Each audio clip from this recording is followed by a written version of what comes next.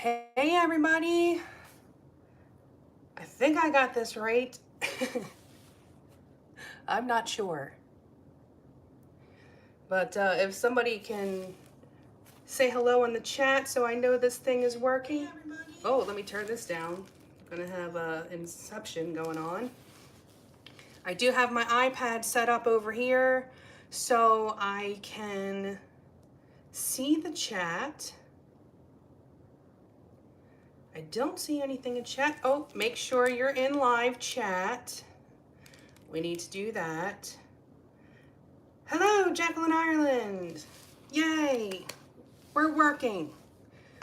Okay, well, this is great news. When I did my last auction, I had to go to someone else's house to do it because our internet was so bad. But we got a new antenna, and the internet has been working much better. So hello Tina and Sandra and Marla and Pam. Oh good, you can hear me too. That's great news. Okay, well, today I'm gonna have some fun with this little Piggy Pigment and the Mina Villegas recipe for the Tipsy Piggy recipe. And what that entails is some alcohol to disperse the pigments. I will run through what we're using first, and then I will actually mix up some of that pigment for you so you can see exactly how it's mixed. Props to Mina for coming up with this because it worked really well the few times that I've done it. And now I'm going to be doing this on a bigger canvas. And so the colors that we'll be using, I have Amsterdam titanium white, the turquoise green, to which I've added a little bit of that titanium white. I just wanted to brighten it up just a little bit. And I have some Liquitex Basics cadmium yellow deep hue, to which I've added titanium white because I didn't want it to be that deep. I wanted to lighten it up a little bit. So what I've noticed when I'm using these pigments is you kind of have to use an opaque in between. And the cadmium yellow is actually a semi-opaque. If you don't know how to tell, there's paint on this, so it's going to be hard to show you. Let me see if I can scrape that off. If you don't know how to tell, there's a tiny little box right there. And the box, if it's filled in, that means it's an opaque. If it's empty, that means it's transparent. And if it's half filled, that means it's semi-transparent. So this is a semi-transparent. And so I added some titanium white to that, and that will boost the opacity, the opaqueness.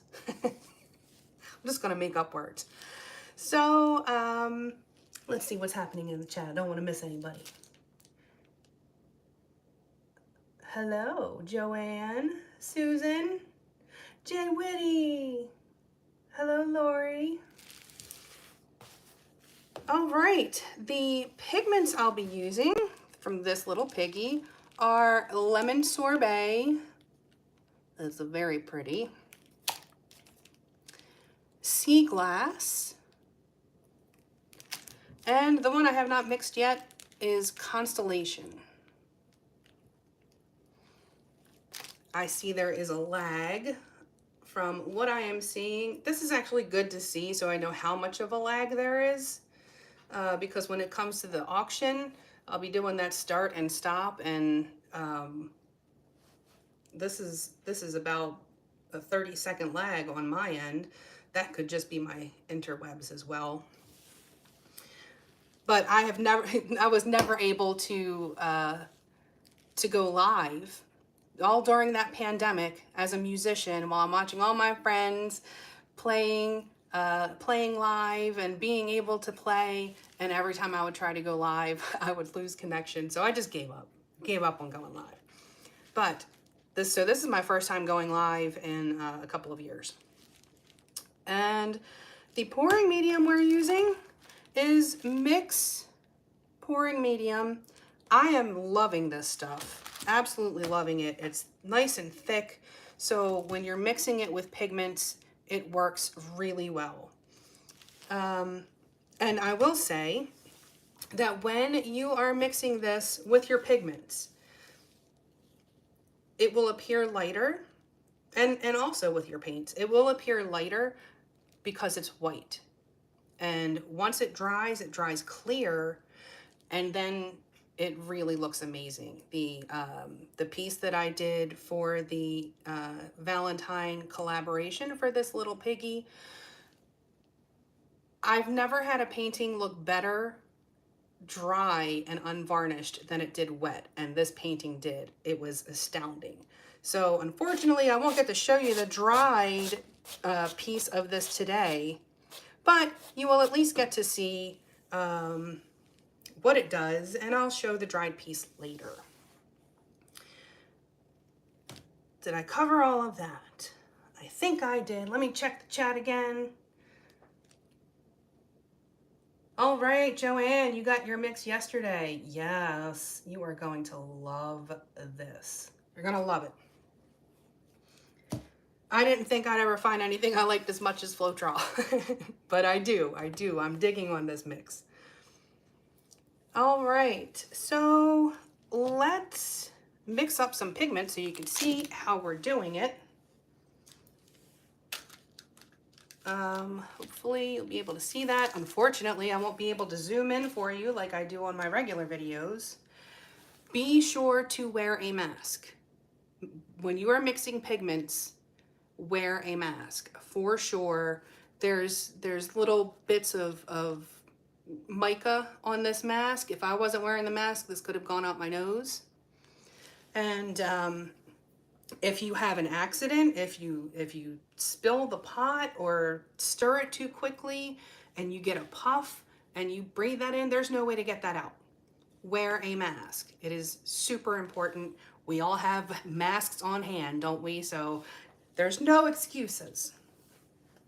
So I'm gonna sound like Darth Vader for a little bit while I don the mask.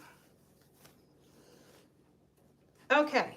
The first thing we're going to do is take some of this 91% alcohol. The higher the percentage, the less water there is in the alcohol. This is what I use when I'm doing the alcohol inks. So I have this on hand. And I'm going to put in just enough to cover the bottom of the cup. You don't need a whole lot. And it's better to put in less and add more than it is to have too much to begin with. I'm gonna take one of these nifty little spoons that I got from Fluid Art Company. I have paint all over my hands already. Usually I wash my hands before I come in for a video, but I was running out of time. So I'm going to take the Constellation, open it very carefully. Oh, that is so pretty. And I'm going to take a decent amount of this pigment. Don't be afraid to use the pigment. The more you use, the blingier it will be. That's probably about a half teaspoon, maybe a bit more. And then we're just going to mix it in there. The alcohol really helps to disperse it. Actually, I'm going to grab a bit more. I should not be dipping my wet spoon back in here, but I'm doing it. Because we're live and I don't have time. Closing it back up to avoid having any accidents. And just mixing it up until it's kind of like a slurry. The alcohol helps this to dissolve super quickly. And then I transfer the mix to this little squeeze bottle because it makes it easier for me.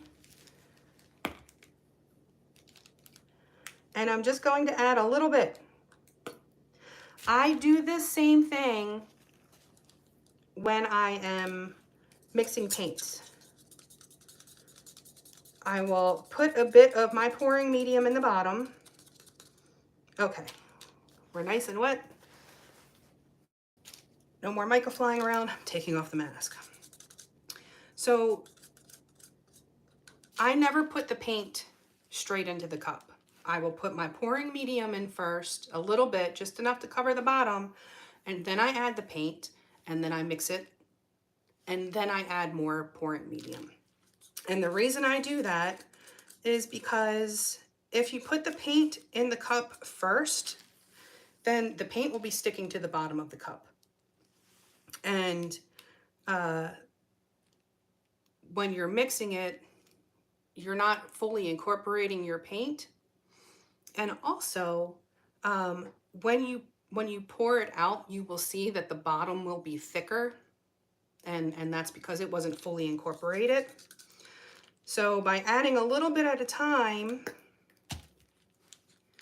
you're making sure that you are getting the most bang for your buck and not having your pigments or your paints stuck to the bottom of the cup. Oh, this color is so pretty. And then we can start adding a bit more.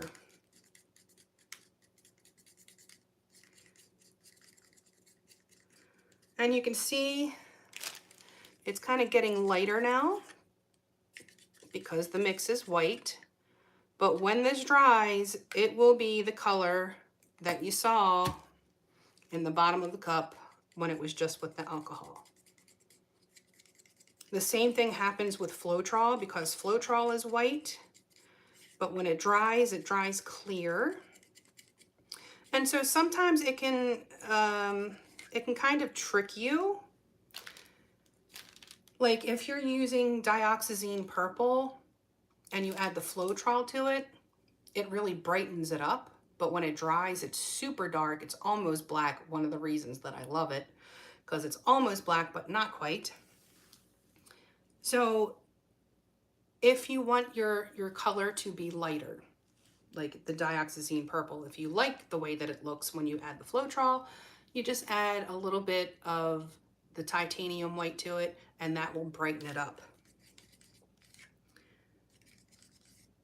And you can see, just gonna a bit more. And I'll show you the consistency. So it is making a mound on a mound. If I can get in closer for you.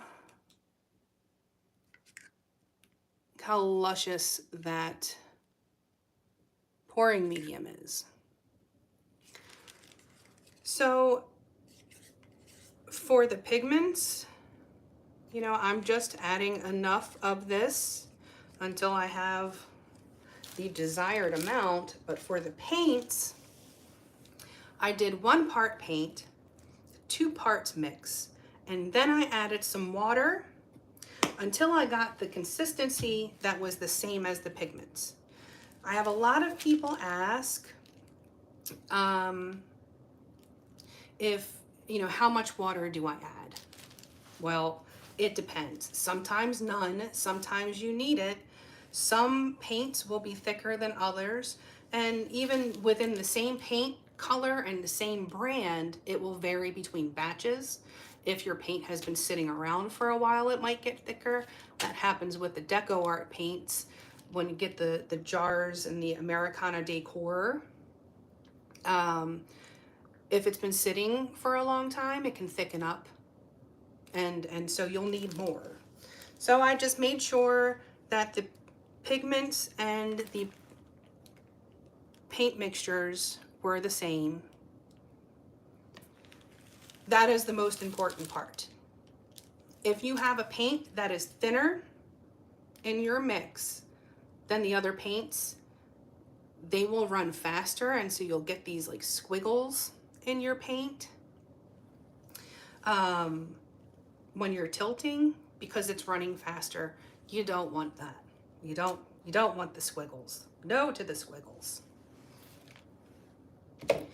So I'm trying to decide, do I want to do a ring pour? Do I want to do a straight pour? A Gina DeLuca straight pour? A Sarah Mac straight pour? Whatever shall I do? Somebody yell at me and tell me what I'm doing. Oh, okay, let me look at the chat real quick here. I'm missing the chat. I'm trying to think and read at the same time.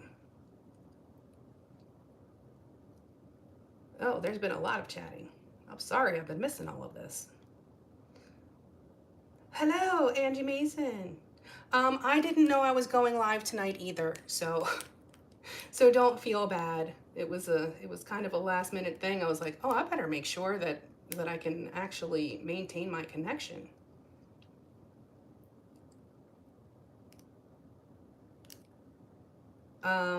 Hopefully I wasn't stepping on toes by going live at this time. I think that all of us pouring artists need to get like a Google Calendar so that when we're doing premieres, we're not stepping on each other's toes. You know, the Sunday Train folks, we have a group chat where we make sure that everything is copacetic, but I know there's a lot of other artists, and you know, we don't like to step on toes. Oh, Angie, it's okay. If you have a premiere, I'm so sorry I stepped on you. Very, very sorry.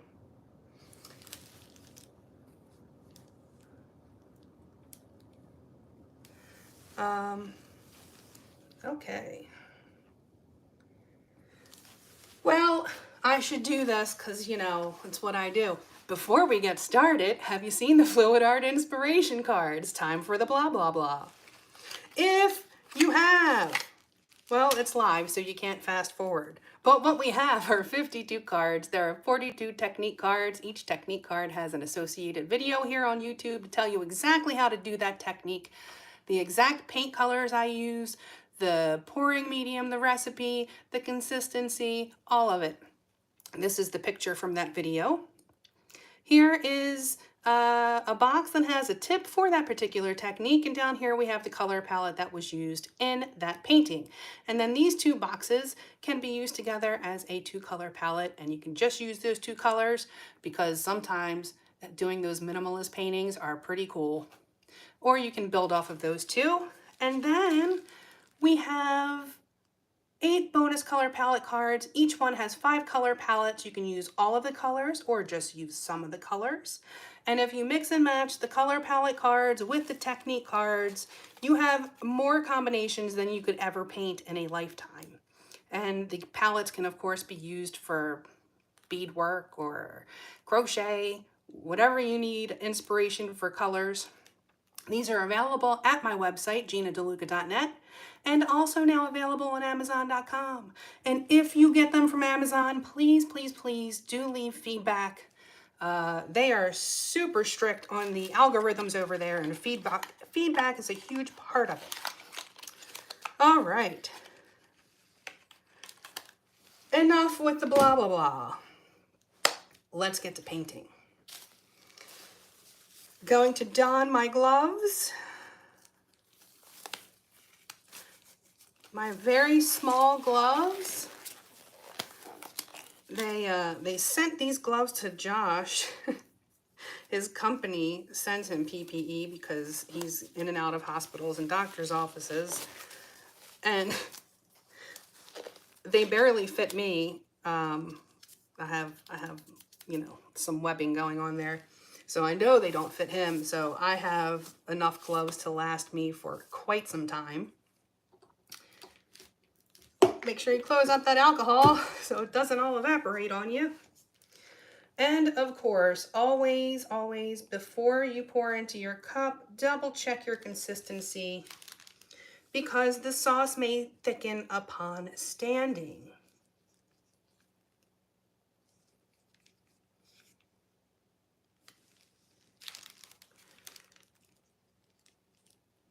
especially with your paints. The pigments seem to kind of hold up. They don't really need to be addressed too much, but for some reason, when it comes to the paints, they can thicken up on you. All right, did we decide what I was doing?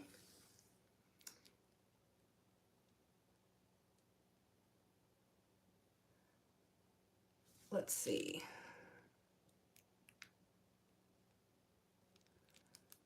I'm seeing ring pores. Somebody said a funnel. Well, I don't even know where my funnel is. Ring. Okay. Well, it looks like everybody wants a ring pour. A ring pour it is. Oh, my cup's in the other room. I'll be right back. Talk amongst yourselves.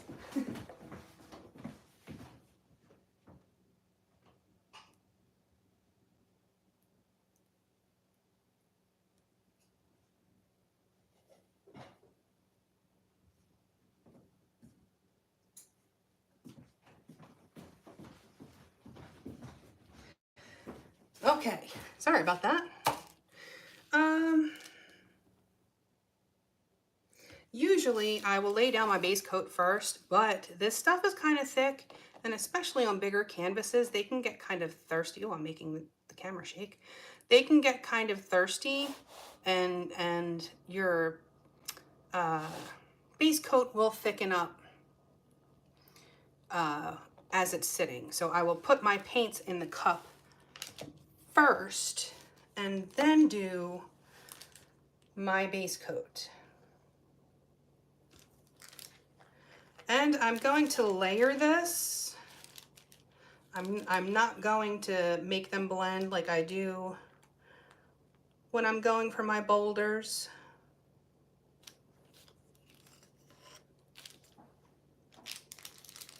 Okay. So I'm actually going to mix these up a bit. Let's see.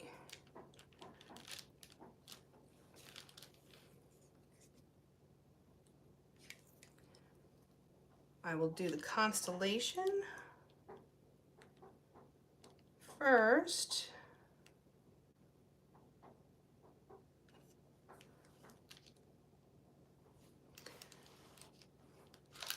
And some white. Ooh, oh, hold on. Nope, that's still good. Okay.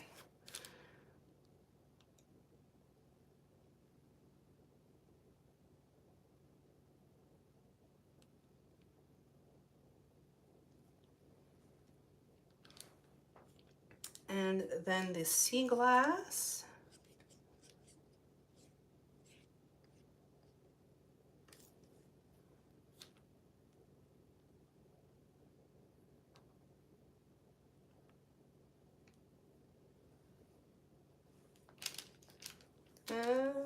Sea glass. Yellow.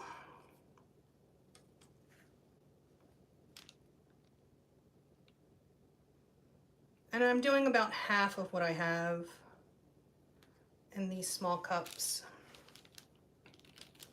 Yellow. And I will put this yellow on top of that.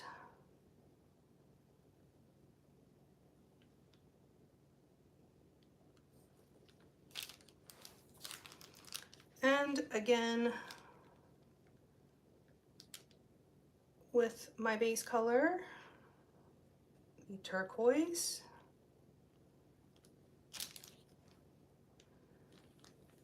And maybe I'll mix it up. I'll mix it up.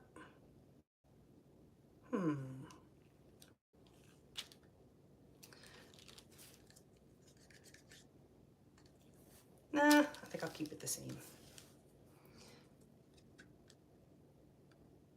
Flying by the seat of my pants here.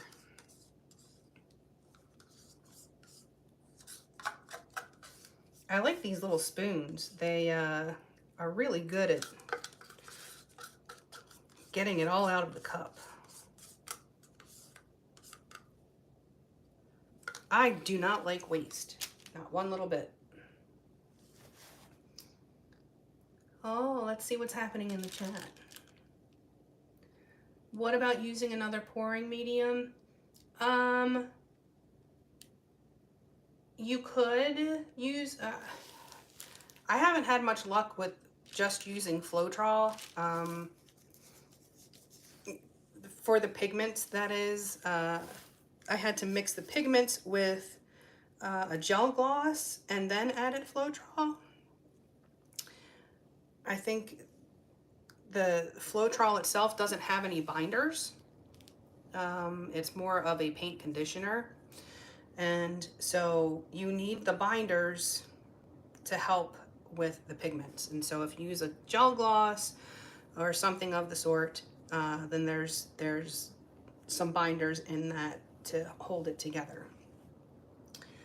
Okay, and then I did the blue, and then the white.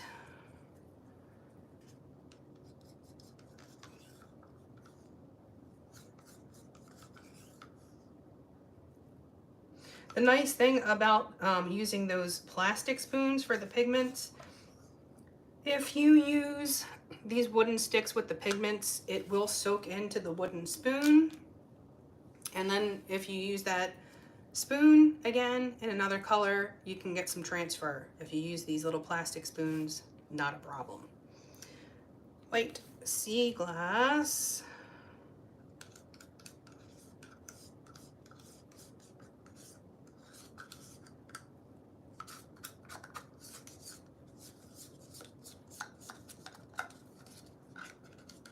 I want every little drop that I can get out. Okay. And hey, I see 88 people in here. That's not bad for a surprise live. The sea glass and the yellow.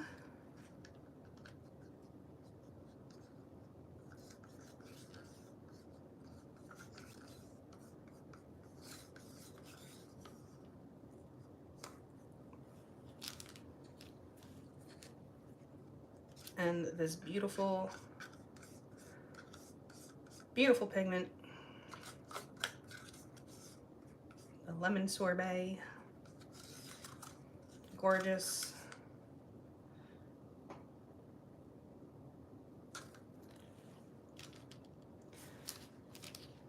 And just a bit of this turquoise again. Just a bit. I hope this cup is not over full because it comes out funny if you overfill it. I guess we'll find out. Okay, and now for the base coat. Why do we lay down a base coat? Well, it helps your paint slide around, that's number one. But beyond that, let me make myself some room here. This is the stuff I usually cut out while I'm doing the videos. When you pour your puddle onto your canvas, well, we might as well just, look, I'm just gonna use it all. I'm gonna make a mess, why not? When you pour your paint onto your canvas, something has to stick to the canvas. So it's going to be what's on the bottom of your puddle. And as you are tilting it, the paint is going to have to roll over top of itself because that bottom part is sticking to the canvas. But if you lay down a base coat, it will just slide around and you will not have the paint rolling over top of itself unless you tilt too quickly. And then it will still roll over top of itself, so don't tilt too quickly. 'Tis that simple.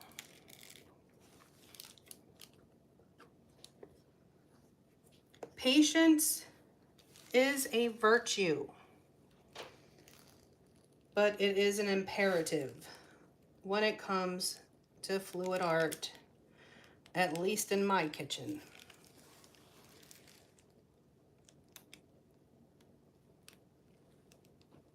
and I am very much an instant gratification kind of person.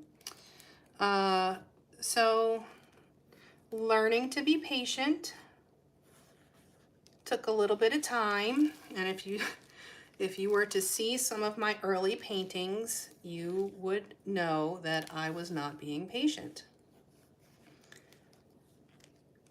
I've, seen lots of people that I used to watch.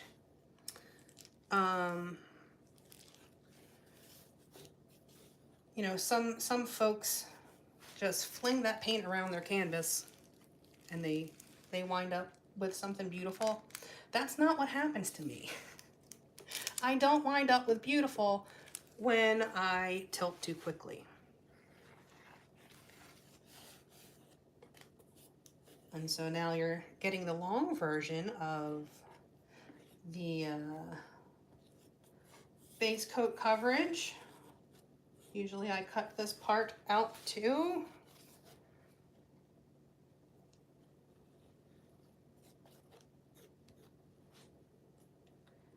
And if you find that you have issues like getting the edges of the canvas, I love this for spreading my paint. It makes it really smooth and flat, but also you can roll it over the edge and that just covers it right up.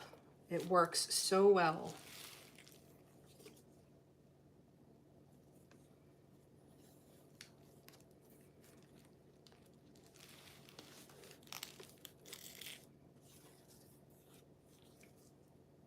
It's kind of just like icing a cake, but easier.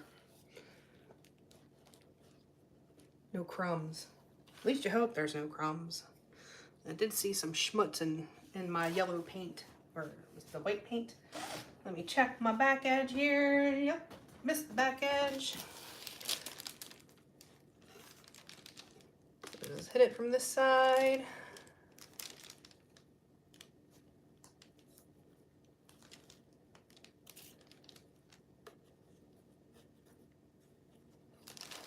Okay.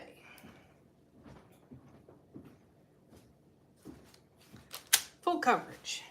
Boom. There are some bubbles here. Just going to hit them really quick with the torch. Do not let the torch linger. Move it quickly so you don't scorch your paint. But it is good to get the bubbles out of your base coat before you pour, because if you do not, the bubbles that are in the base coat can pop up through your pour, because they're going to come up eventually. And if they come up through your pour, then you'll wind up with little pin cells in your pour that come up from the base coat. This is also why I use a color for my base coat that is also in my pour, so that I don't wind up with some strange color in my pour. If there was no white in this and I used a white base coat and then I got white cells in my painting, I'd be bummed. Let's do a quick hello to everybody. Honey Kalani, hello. And Kitty, Bobby. Hello, hello, hello. I'm gonna have to go back and read the chat because I know I've missed so much. I need somebody here reading the chat to me when people have questions. All right, well, let's make a mess, shall we? I'm going to start it straight first. Yep, see, there was too much in that cup.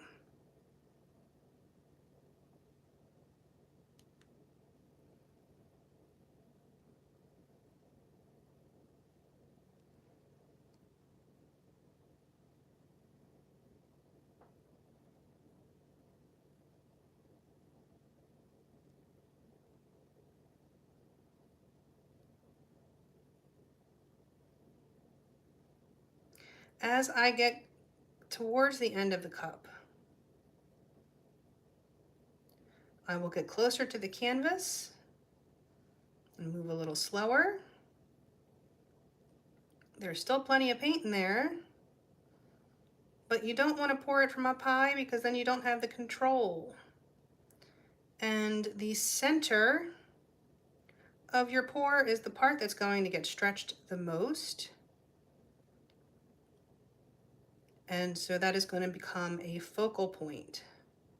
So you want to make sure it's nice and tidy.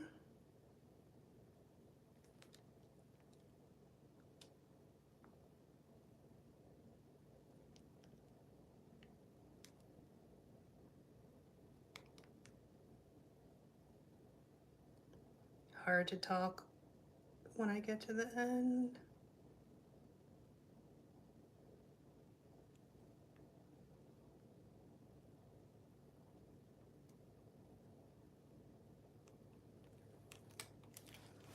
And points off for the dismount. Well, this is how we fix that.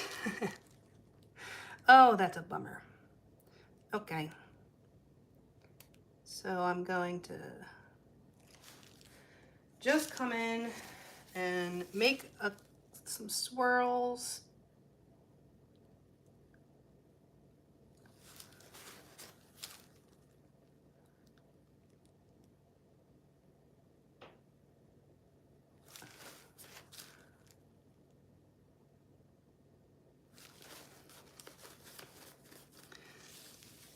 Okie dokie.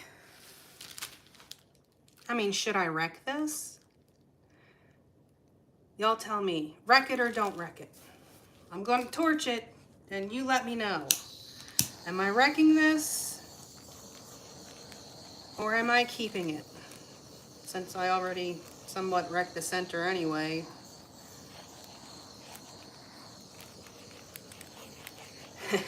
Angie says, wreck it, baby.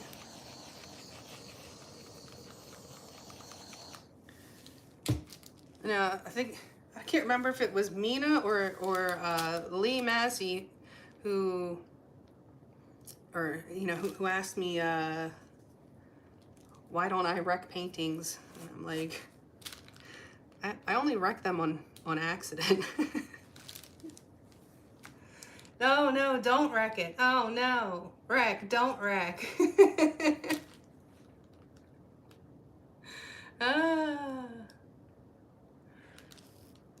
Okay, well it looks like the don't wreck it is winning. Okay, no wrecking. It's kind of nice having someone here to help me, because sometimes I have a hard time making decisions.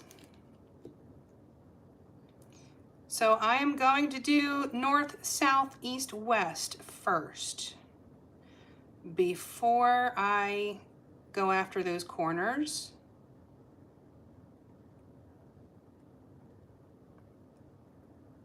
I'm not tilting off the edge.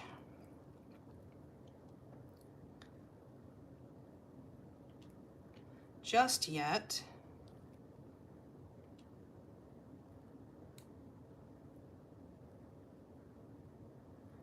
Oh, I'm so upset about that center because it was looking so good. Can't believe I did that. It happens. Nope. Oh, there it goes. Oh well.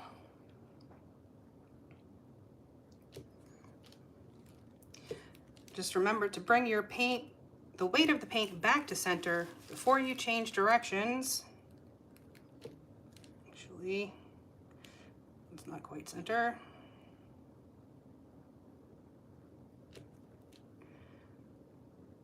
This will help you to maintain your composition.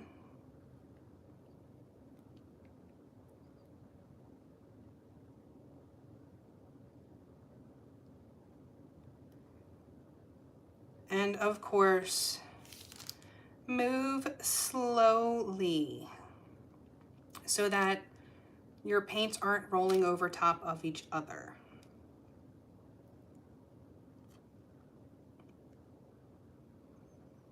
Even though these pigments aren't as vibrant as they will be, they are still beautiful. I can't wait to see this dry.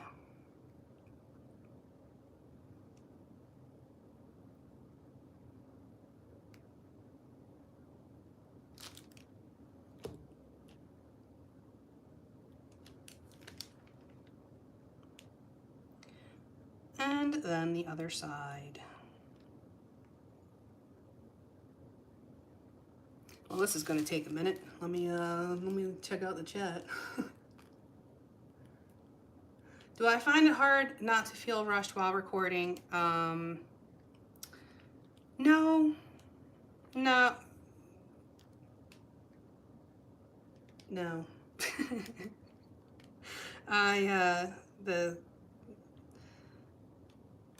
The art is the most important part. So if it takes a while, it takes a while. And you see how slowly I tilt. I'm not trying to rush.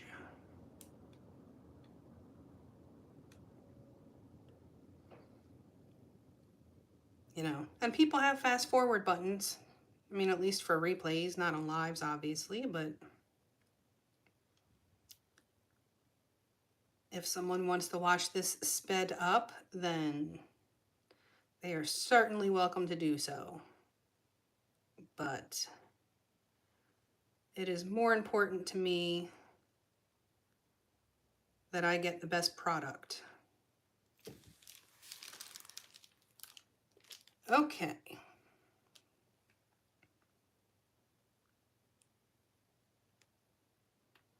Again, heading back to the center before I change directions.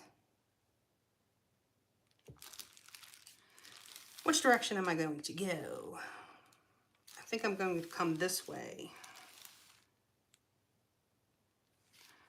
I'm coming this way first.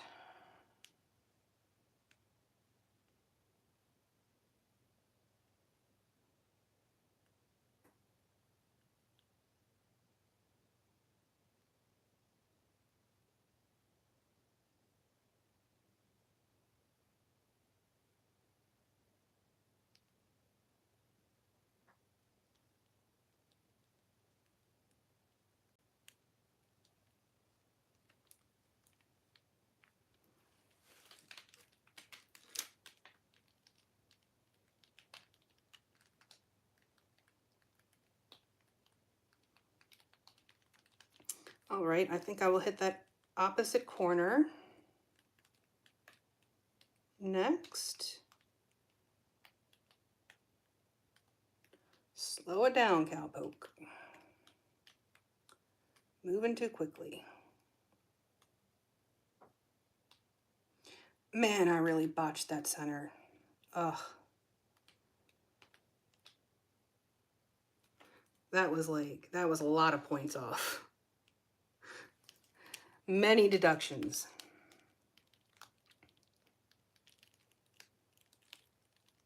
All right, and back to the center again.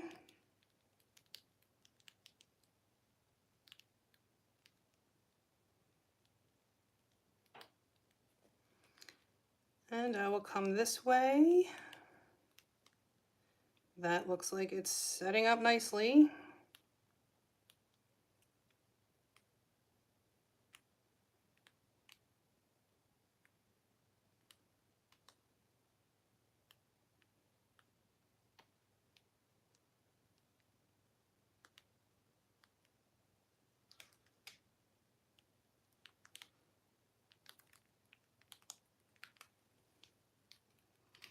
Sorry if some of this is off camera.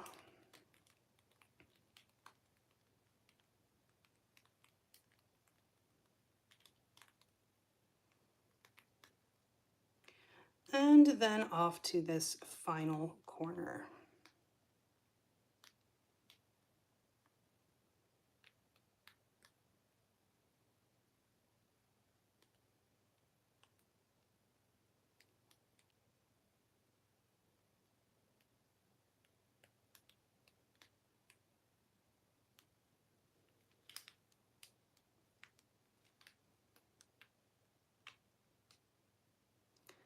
like molasses.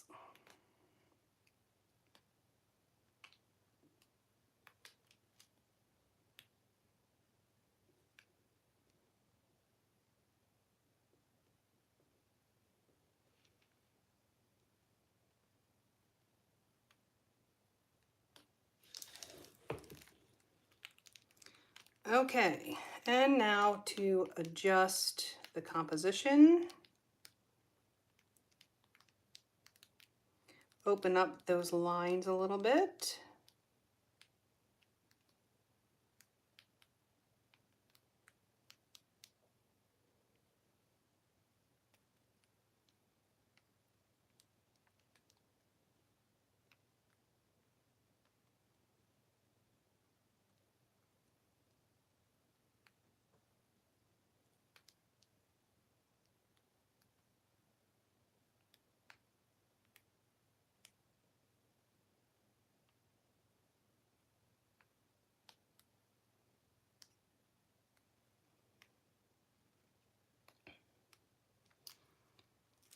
Okay, how am I feeling about this?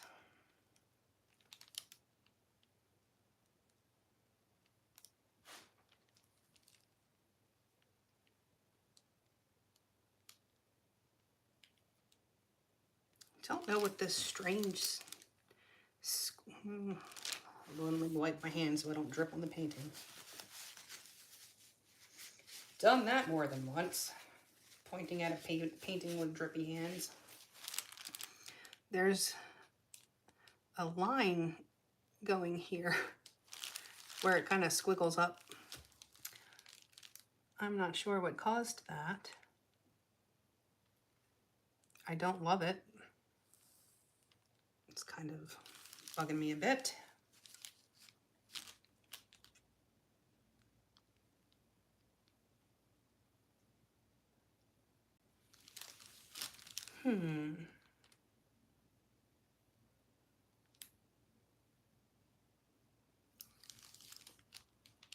Well, let me grab my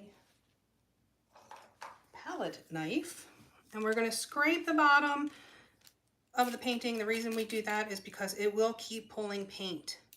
If those drips will pull paint, but also what we can do is just take those drippings, and if you have a little spot on the corner that you missed, you just cover it up with that and it works just fine.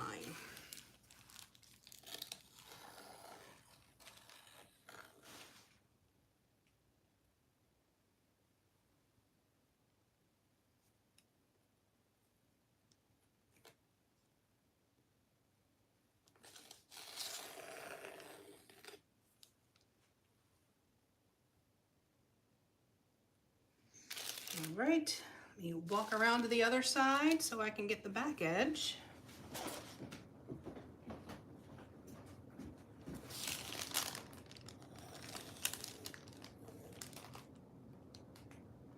Gotta get those bikini lines, you know.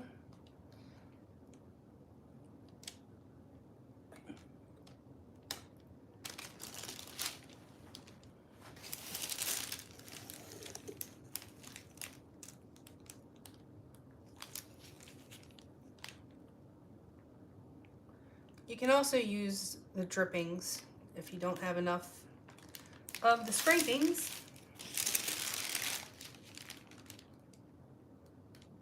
Sorry for all the paper rustling. Ooh, I just...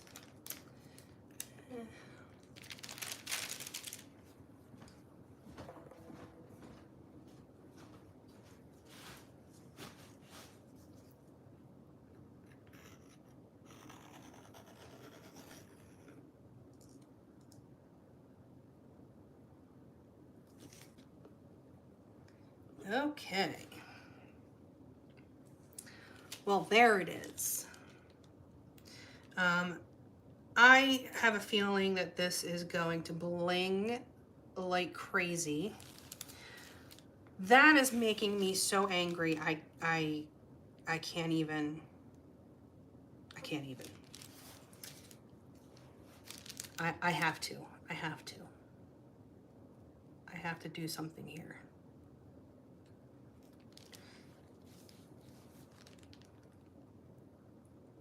Don't yell at me.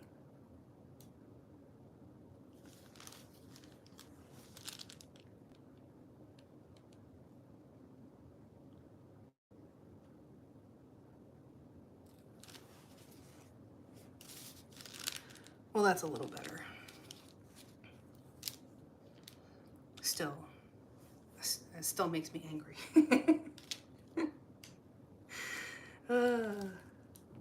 Okay, let's see. What's happening in the chat? Tiny little ring pour over the center. Yeah. Well, I don't have any paint left. I used it all. See, this is why Mina, I know, and Sarah and the Massey boys, they always like mix up extra paint, and I always mix up exactly enough paint. But if they have something they don't like, they can fix it. And then if I have something I don't like, it's just like, well, okay, there it is. So that is just gonna have to be what it is. C'est la vie, you know? The thing about fluid art is you go in with an intention. Well, you know, you go in with an idea of what you want, and you pour the paint out, and then you just kind of accept what happens. That's one of the things that I love about this style. When I work with brushes, when I do my brush work, I am very, very OCD about it. And I want perfection, and I will go in with the tiniest brush and, you know, get those details. One of the things that really attracted me to this style of art is you kind of get what you get, and it kind of forces you to learn to let go of expectations. You know, have them going in, and then as soon as your paint hits the canvas, let go of them. Like, that is the best way to be happier with your paintings. And there have been a lot of times where there was something very specific that I wanted and I didn't get it, and then I was really disappointed. And then like 3 days later, I'm looking at it, I'm like, that's actually really cool. What was I worried about? So definitely go in with an intention, and then let it go. Woosah. But yeah, I think that's it. I don't think that I can bring you in for a close-up, because if I take my phone out, I don't think that I can flip it to the other camera. So I will, of course, show this dried piece when it's dry. But I want to thank you all very, very much for joining me today, and I hope that you can make it on Saturday to my auction, which will be here on the YouTube. And look, my internet, it stayed. I can't believe it. I am so psyched that I can do lives now. That really excites me. Yeah, so Saturday at 7 p.m. Eastern, this Saturday, February 12th, I will be having an auction. There's 30 paintings in the auction, and there are 2 videos up, preview videos, where you can see the dried and varnished pieces that you've been watching me create. And man, oh man, there is some serious bling going on, because you know I love my metallics, and I'm super psyched to be working with these pigments because they bling so hard. It's amazing, and I cannot wait to see this dry. Super excited. But thank you all very, very much for joining. I'm going to go back and read the chat after I clean up. And yeah, thank you for letting me test out my internet on you tonight. And I hope you all have a beautiful day. And go make some art. And I have no idea how to make this live stop. Is there a button? Is there a thing? Where's the turn off button? Oh my goodness. All right, y'all. Thank you so much. See you on Saturday. I think that's it.